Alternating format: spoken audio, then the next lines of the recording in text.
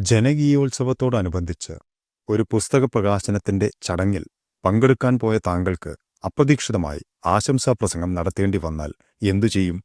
പരിപാടിയുടെ ഒരു പോസ്റ്റർ ഉണ്ടെങ്കിൽ AI ടൂളുകളുടെ സഹായത്തോടെ ഒരു പ്രസംഗം തയ്യാറാക്കാവുന്നതാണ്.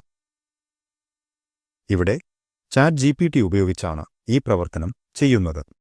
ChatGPT തുറന്ന് ചിത്രം ഉൾപ്പെടുത്തി പ്രസംഗം ലഭിക്കാനാവശ്യമായ പ്രോംപ്റ്റ് നൽകി സമർപ്പിക്കുക.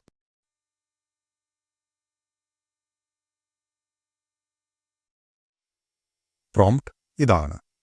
ഇത് ഒരു ജനകീയോത്സവത്തോടനുബന്ധിച്ച് നടക്കുന്ന പുസ്തക പ്രകാശനത്തിന്റെ പോസ്റ്ററാണ്.